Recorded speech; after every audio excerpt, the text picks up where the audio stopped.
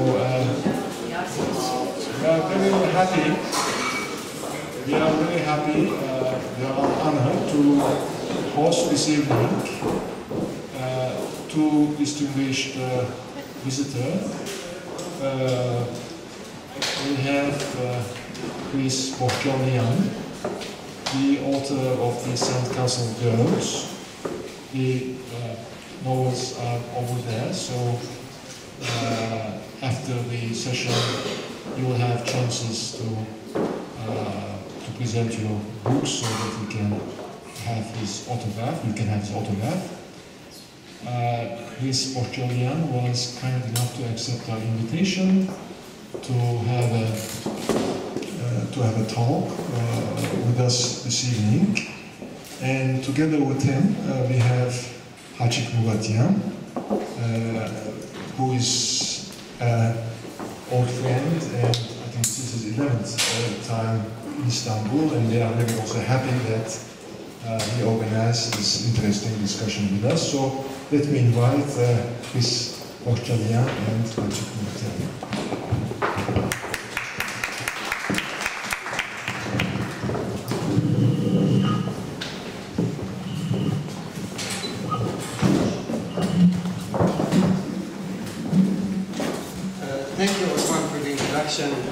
And for the invitation. It's a pleasure to be here, to see so many familiar faces.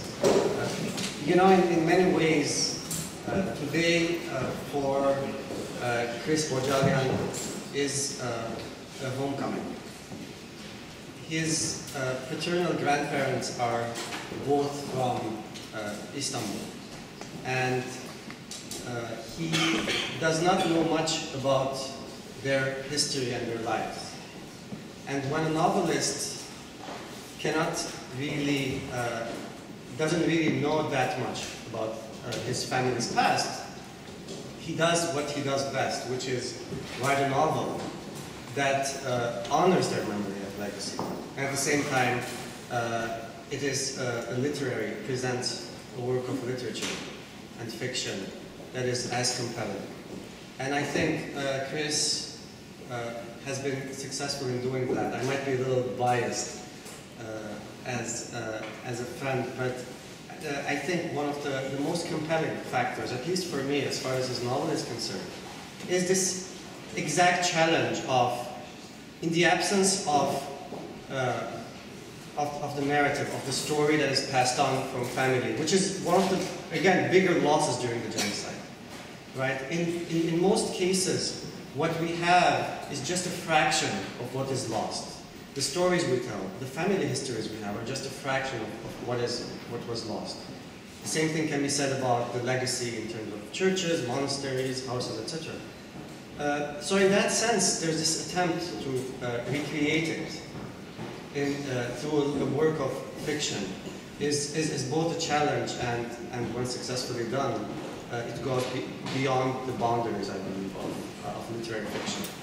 And it's an attempt, it's a challenge to those who try to suppress that memory and make it forget, and to those who have actually been the reason why these stories are not around in the first place.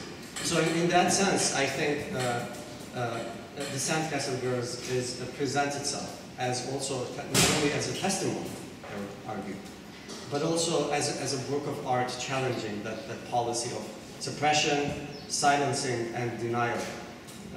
What I will try to do today is, through discussion with Chris, try to explore some of the main themes of the novel, the stories behind it, and how he came about writing the Sandcastle Girls. Chris is, he's the author of 15 novels so far, several of which have been New York Times bestsellers. His work has been translated to a couple of dozen languages. 3 of them have been made into films. He calls the Sandcastle Girls the most important work, a novel of his, and we'll probably see why in this discussion. And without further ado, let's start, Chris. Thank you, Khatchig. I'd like to start with the novel itself. talk about how it came about, how the idea of the novel came to you. Sure. What are the origins of the Sandcastle Girls? And first of all, I too want to thank Osman. I want to thank you, and I want to thank all of you in Istanbul for joining us this evening. Over my career, I've determined that the longer the gestation period for a book, the better the novel. And so arguably, the Sandcastle Girls has been gestating my entire life. Now, the Sandcastle Girls is not the first time that I tried to write a novel for the Armenian genocide. I tried once before in 1993 and wrote the entire book, 392 manuscript pages. And I remember reading it when I was finished and realizing that the book was, as we say in North America, a train wreck, a really bad book. Moreover, about this time, the North American novelist Carol Edgarian had published her powerful novel, Rise the Euphrates. And I remember thinking to myself, why in the name of heaven does anyone need my take on this story when we have in the United States alone the work of Carol Edgarian and Peter Balakian and of course Franz Werfel's magisterial epic of the genocide of the 40 Days of Musaddam. So that manuscript was never published. I gave it to my college where my papers are archived, and if you're a scholar or a masochist, you can go there and read it, but I would discourage that. So when I tried again in 2010, there were a couple of reasons. One of those reasons certainly is my good friend on my right, left. He knew that I had tried once before to write a novel and failed. And so over a cup of coffee on February 2nd, 2010, Khatchig said to me, when are you going to try again? Not if, not are, but when. And I had my marching orders. And so I did. But this time I knew if I was going to succeed, I needed a personal way in. I will never know precisely what my grandparents experienced in 1915. They were both genocide survivors. Like many genocide survivors, they took their stories to their graves. But I knew my wonderful grandfather and grandmother. I knew this wonderful grandfather who played the oud and would sit me on his lap. And I knew my grandmother and her intricate, ornate Armenian lacework. I knew what the time that she would spend with me. When I was growing up, on Saturday mornings, I used to spend hours with the two of them because my mother, and this is an irony to my story, was Swedish. My mother was 100% Swedish. My father was 100% Armenian. But it was my Swedish mother, the Odar in the family, who would bring me to my Armenian grandparents' house on Saturday morning, where the three grandparents would have coffee and pastries and tell stories, and I would listen in quite happily. Now, when I was a little kid, I was fat. Not morbidly obese, but so fat that my mother had to buy me all of my pants at a store called Greenberg's Husky Boys Shop, and still she had to cuff my pants up to my knees.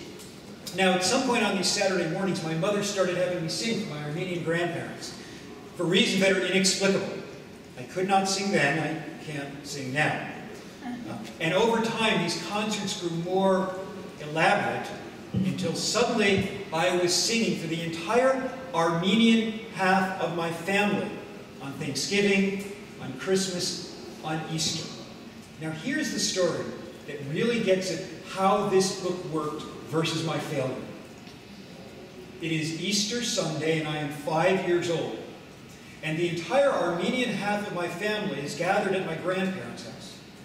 And my mother has dressed me up in a pair of red velvet knickers, no cuffs, and a white turtleneck shirt. And she's having me sing for my Armenian grandparents and all my Armenian aunts and uncles and cousins the Herman's pop classic, I'm Henry VIII I Am. Yes, a fat kid in red velvet knickers singing rock and roll with a bad British accent. I have no idea why my Armenian cousins never beat me up. But here's why this story is relevant tonight. When I was looking for a way into this story that would work for people in North America who cannot find Aleppo on a map, even now in the midst of a cataclysmic civil war, that was my way in. So if you look at the first page of the Sandcastle Girls, there is a fat kid in red velvet knickers, his O-dog mother dressing him up to look British, as he sings, "I'm Henry VIII, I am," to his Armenian grandparents. And that was the reason why I think this book worked, because my narrator, Laura Petrosian, is a female version of me. That is my childhood and my grandparents in that novel. Talk about your grandparents a little more. Who are my grandparents? Well, there's the grandmother and the grandfather that I knew and loved. My grandfather, who would sit me on his lap when he wasn't playing the oud. My grandmother, who was an astonishingly gifted pool player and had an Ottoman decorated pool table that was my favorite piece of furniture. It was massive. But here's what's relevant to the story as well. There's the part of their lives here in this corner of the world that I only know tiny details of, such as my grandmother, her maiden name was Söyleşinin. And as Khatchig told you, she was from here, she was from Bolis. Her father provided cavalry horses to the Ottoman Empire and had for years.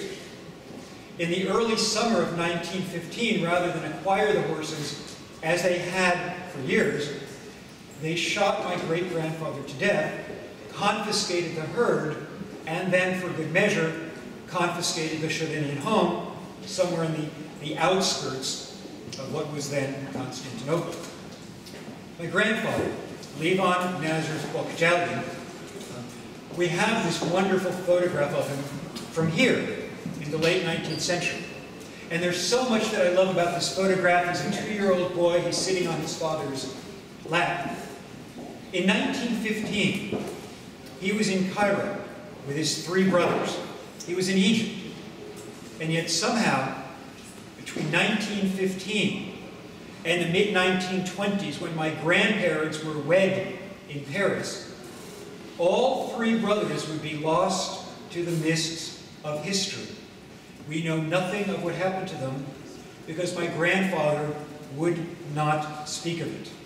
Whenever my Aunt Rosemary, who will always be like a second mother to me, would press him for details, he would say with great paternal love and affection and discipline, putting his hands on his shoulders, "Rosemary, you're an American now. What happened then is history." Of course, it's not just history. All of us, to a certain extent, carry some legacy of that story with us. It's, you know, this is part of the Armenian American experience, right? For so many Armenian Americans, especially the first and second generation, this attempt to become American and to forget, and how somehow it really finds a way of resurfacing. If not with the first generation, the second generation, somehow, somewhere along the line. So, so in that sense, when I mentioned that this is sort of a homecoming for you, what does it feel to be here 100 years later? And partly, if not entirely, because of this. You used a word in your introduction that I love. I'm really glad you used it, homecoming. In some part of my DNA, the genetics of Istanbul are inside. And so it is wonderful to be here, and it's very moving. This afternoon, I had the great privilege of spending some time at Agos. For all of you here, Agos is a newspaper. Hrant Dink was a father. He's an editor. He's a writer. But for those of us in North America, he's a moral compass. He's a heroic voice of reconciliation and candor and honesty. So that was very, very moving for me. And in ways that I hadn't expected. When our plane touched down at the airport yesterday, I was very happy and very moved, and not simply because I've been on an airline for 10 hours. And you know, I mean, being here, you know, so much. One of the central themes that runs through the Sandcastle Girls is photography, and being surrounded, you know, in this hall, you know, with these photographs of, again, the testimony of Armenian presence. Talk about the role of photography in your work and in your life. Photography is important to this story in so many ways. I mean, we think visually.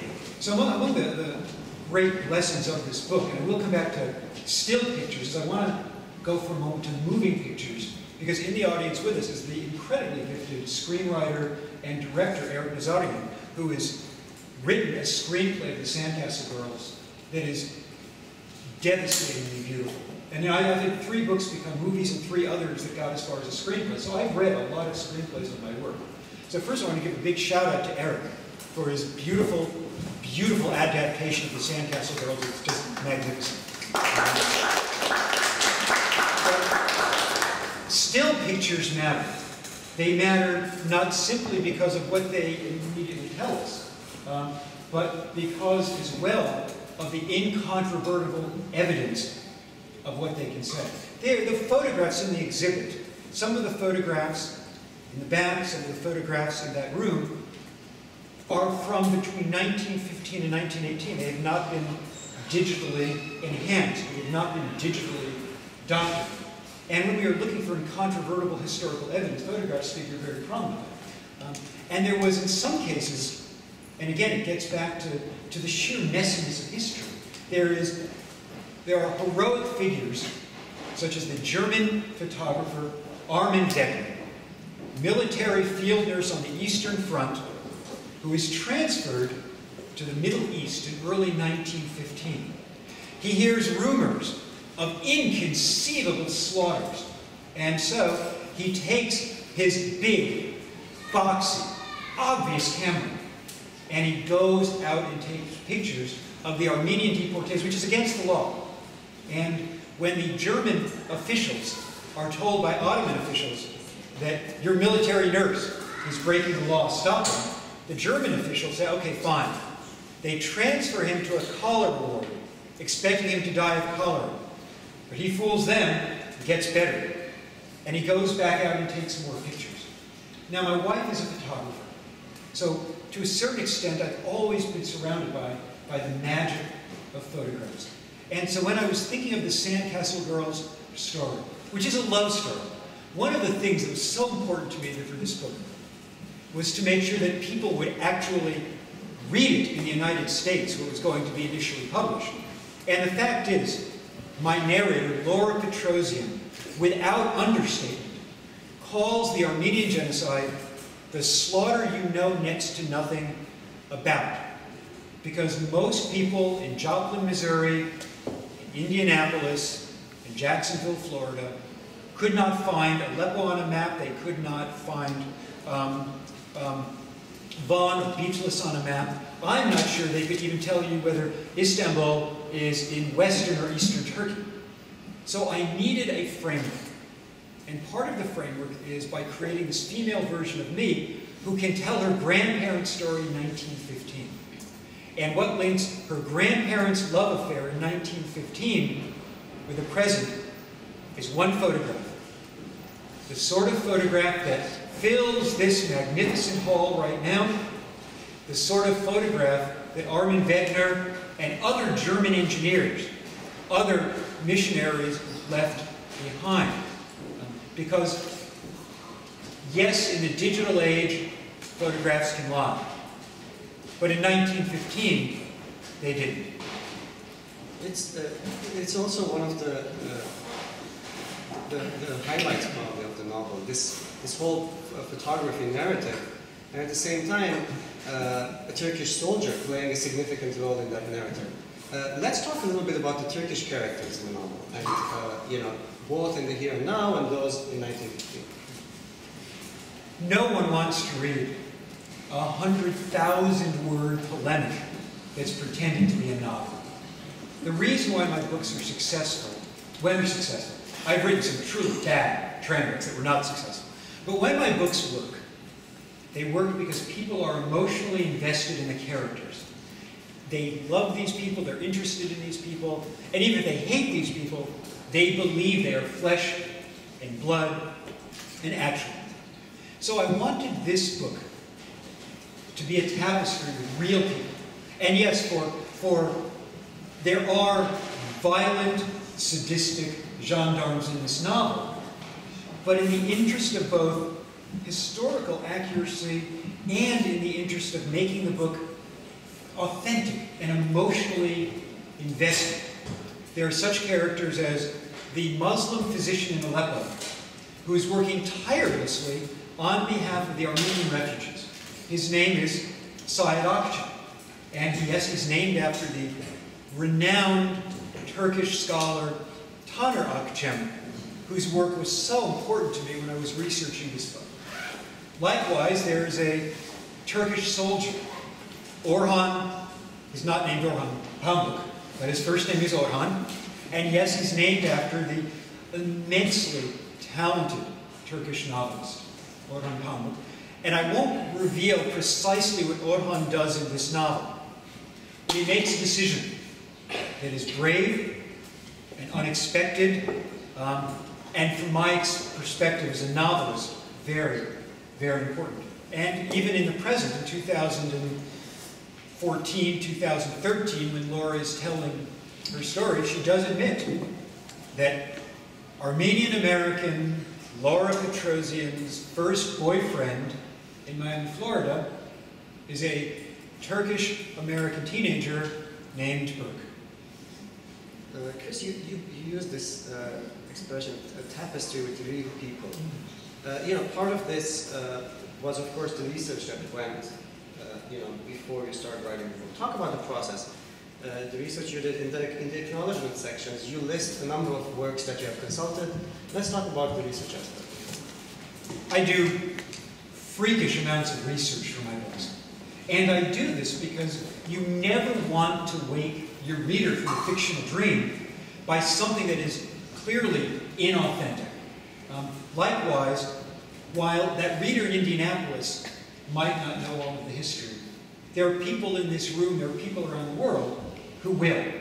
And the last thing you want to do is write a book that is false. You want it to be, as Gabriel Garcia Marquez says, a different kind of truth, a different kind of honesty. So yes, I did an enormous amount of research into this book, and I have to give a shout out to you for giving me. I know it embarrasses you, but I'm going to again.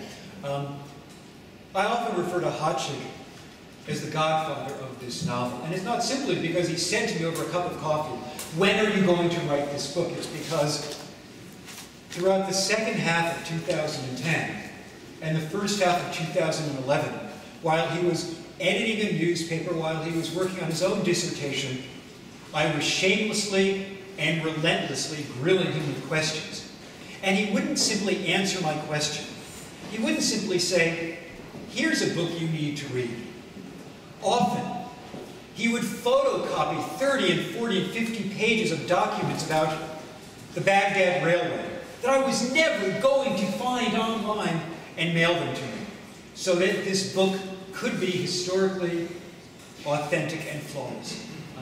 And one of the things that this research did is it didn't turn the book into an encyclopedia.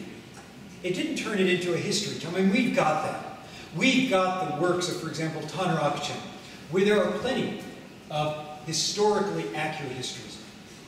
What it did is it added depth to my love story.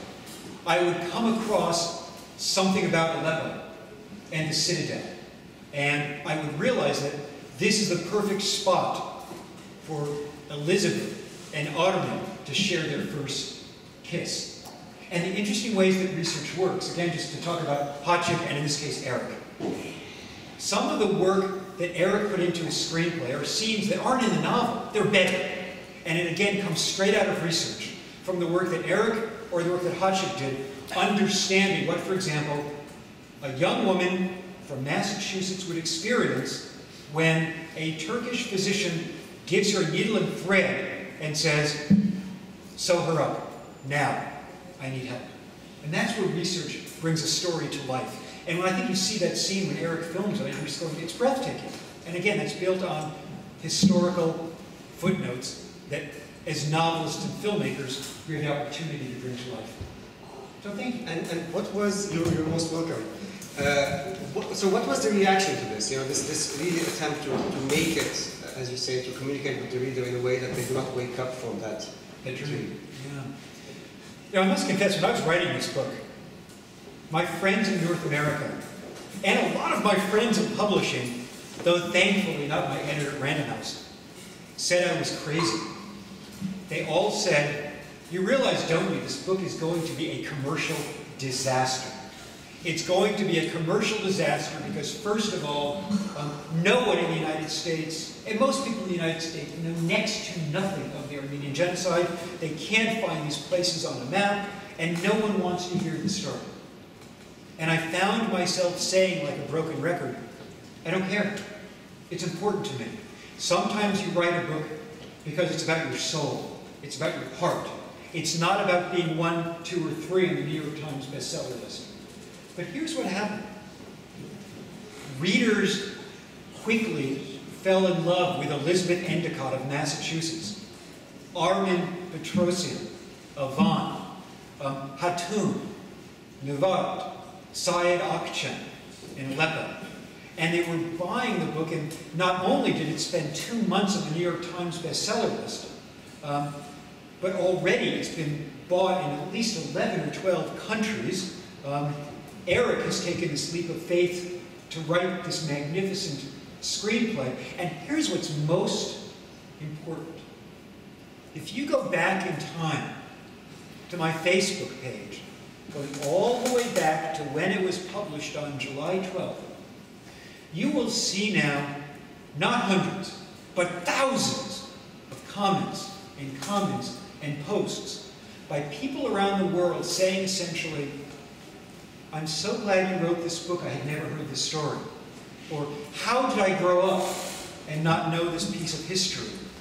Or, my family is from pick a city, Constantinople, Istanbul, Bowls, Diyarbakır, Van, Aleppo, Beirut. I never knew this part of my history.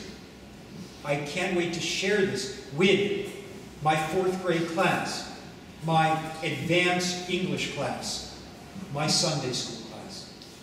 That is why this book is so important to me now, not because it's sold, but because people are emotionally invested in it and have learned something they didn't know before they started the book.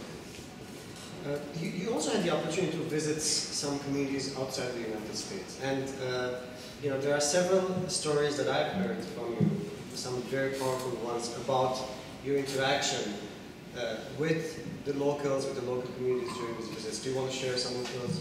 Yes, yeah, I'll be happy to.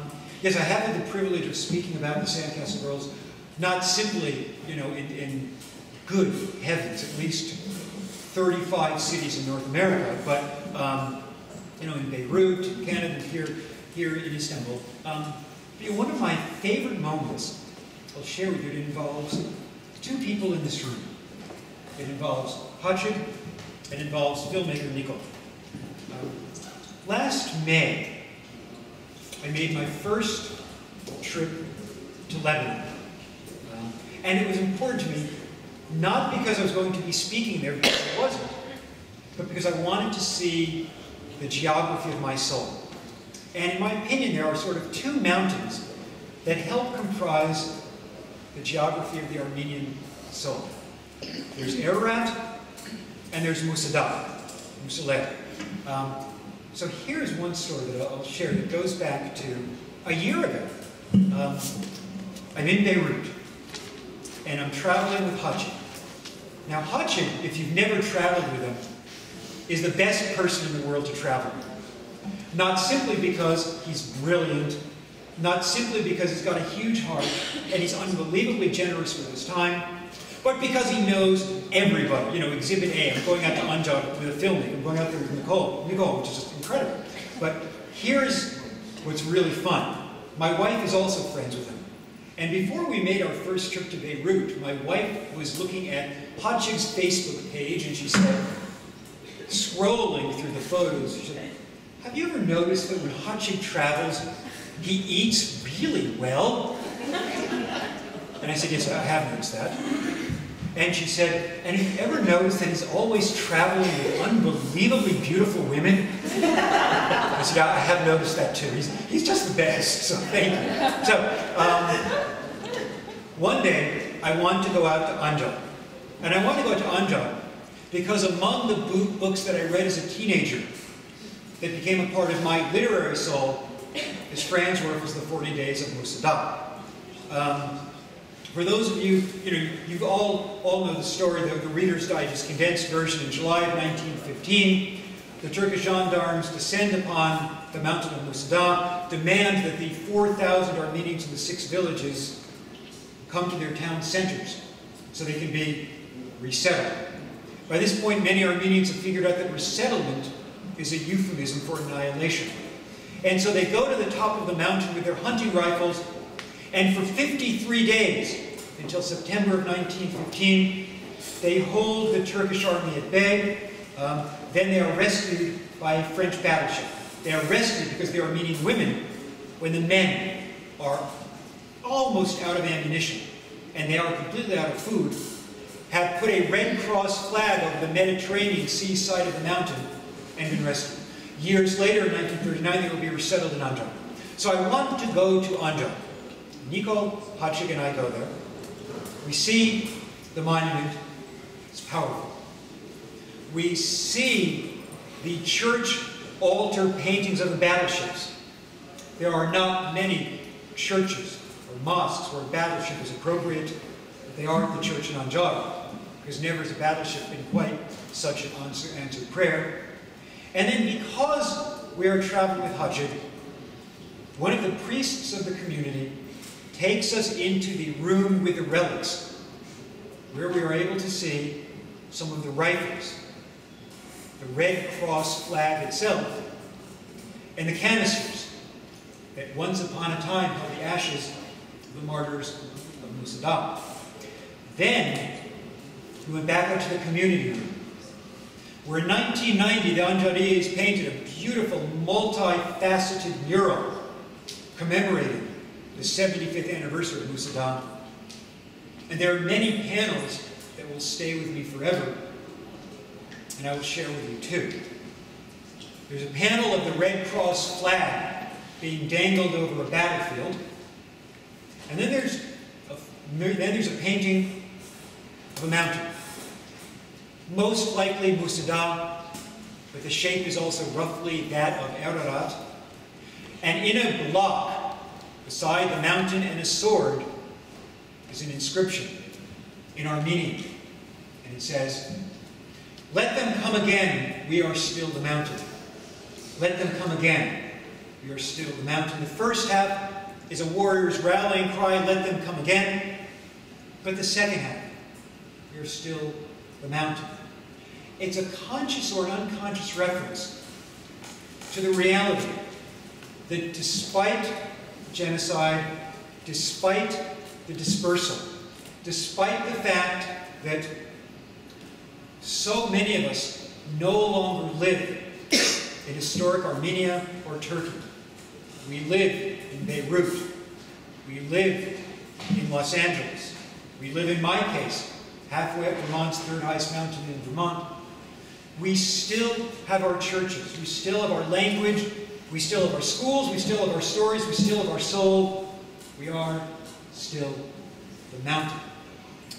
After I had visited Beirut, I flew on to Armenia because I wanted to see Ararat, stand on the soil of Armenia and look across and see it.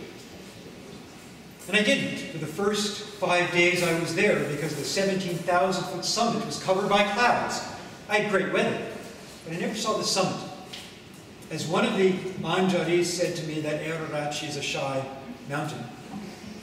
So on my last day in Yerevan, I went to the airport and I was flying back to Paris and then to America. And as I was standing at gate 6, before my very eyes, suddenly the clouds atop Ararat parted. And I stood with my camera on my chest, weeping. And my wife can tell you I do not weep easily. I have the emotional depth of a lobster. But I was weeping. I was weeping for the 1.5 million. I was weeping for my own ancestors. I was weeping for all of the characters in the Sandcastle Girls that I was no longer be going to spend my mornings with because I was finished the book. Elizabeth and Armenian, Nevar, Hatun. I was weeping because I knew in my heart I'd finished the most important book I was ever going to write. Thank you. I think this is a good place to stop. Let's open it up for questions now. Whatever you have any questions, please go ahead. If you have any comments, go ahead.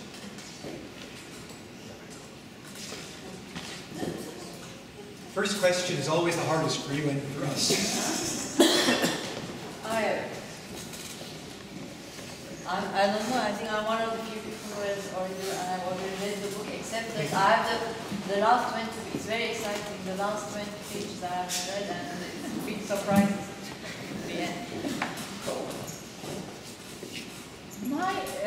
My only, how should I say, about the characters, I have a little bit of doubt about the Turkish guy who was a friend of Nazimi. Yeah. I feel that he's a bit too bad. Yeah. And I'm not saying that people cannot be. We have ample examples of how bad human beings can get, of course. I'm not saying that. But what I find a little bit disturbing is that because he's so bad, he fits into a more of a stereotype of, you know, the bad turn. So I would like to ask you, why did you portray him like that? Why? This particular reader is asking about a character named Nazimi, who is, from your perspective, over-the-top evil and malevolent. Yes. Yeah.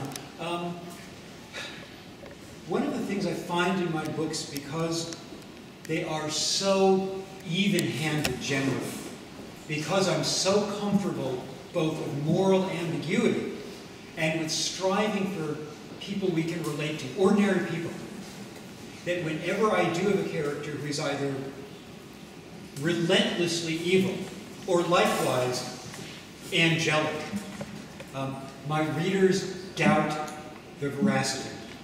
And I think that's fine.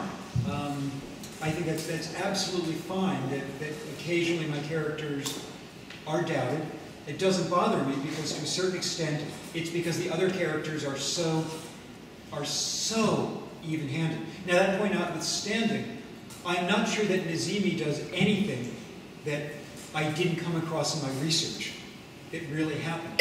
In terms of friendships and betrayal, in terms of duplicity, in terms of everything from trying to convert somebody, trying to change somebody's religion to spare their life, to trying to raise their children outside of their original faith. I mean, there's that remarkable story set right here in Istanbul, Çetin.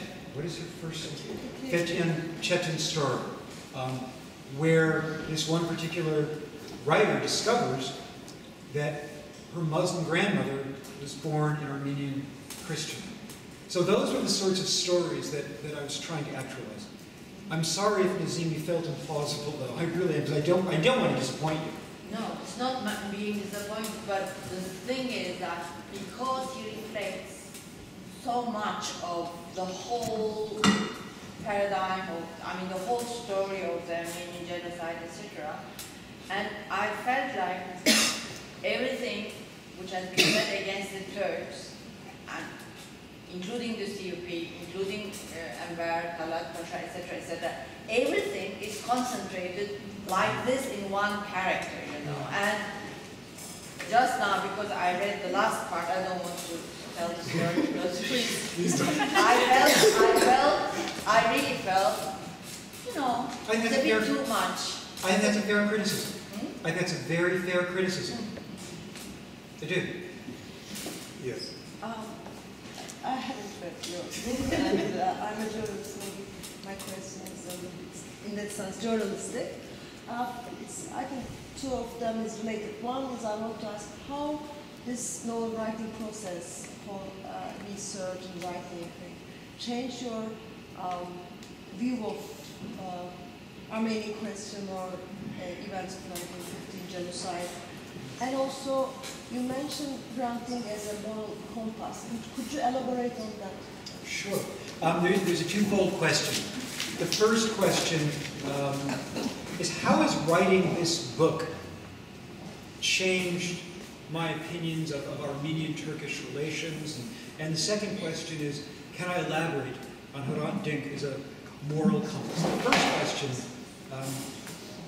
it's amazing to me not simply how little I knew, but how little I understood of Armenian-Turkish relations. Not simply in 1915, not simply at the end of the 19th century, but going back millennia, going back a whole millennium. So in that regard, it was a profound growth experience for me. I was actually telling Khatchig just last night that so often I feel like an imposter because I've written a novel and I don't want to shoulder the political baggage. But that point notwithstanding, it is important to note that sometimes a book is just a book and you move on when it's done. But my wife has observed that I have not moved on from this book, and it will be years before I probably do. Because sometimes a book is a book, and sometimes a book becomes a mission. Which brings me back to Hrant Dink. And one of the beauty of Agos is the fact that it's written in Turkish. The whole idea that we share this magnificent city, this magnificent country, this beautiful landscape. I mean, for example, here is the perspective of Istanbul for 99% of North Americans. And please feel free to jump in on any of this. If you know nothing of the complexity of Armenian-Turkish relations, and you live in the United States, and you're going to Istanbul, all anyone says is, oh my gosh, it's the most beautiful city on the planet. Everyone there, they're the nicest people on the planet. It's incredible. You've got to get to Istanbul, you've got to get to Ephesus, you've got to get here, and they just go, it's powerful, powerful stuff. So one of the things that Hrant Dink represents, as you learn his story, is the whole notion that reconciliation is built upon honesty. Reconciliation is built upon acknowledging what happened and who we are, and trying to solidify our emotional, our political, our geopolitical ties. Do you want to elaborate on any of this subject? I rather not. Let's focus on the book. I mean, it's otherwise I might talk too much. Yeah. You can't talk too much. You need to stop me from talking. Thank you for the talk. It's very moving.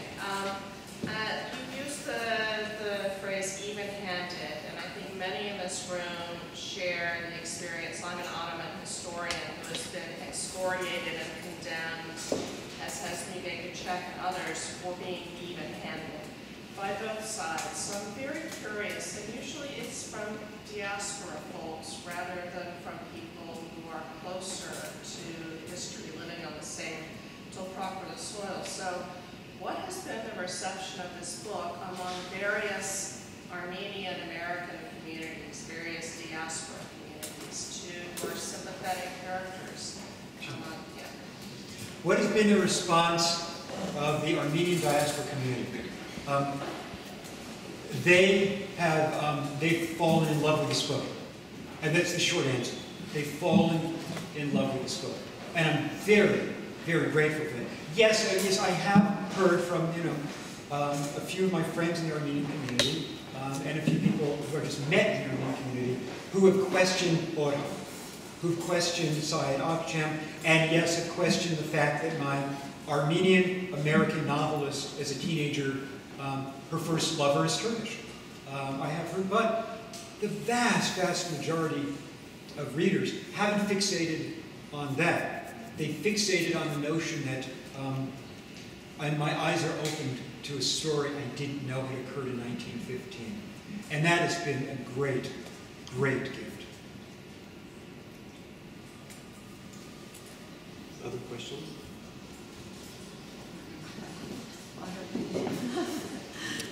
Okay, so thank you very much. There will be a book signing afterwards, so feel free to chat with us there. Thanks a lot again. Thanks for coming. Thank you all so much.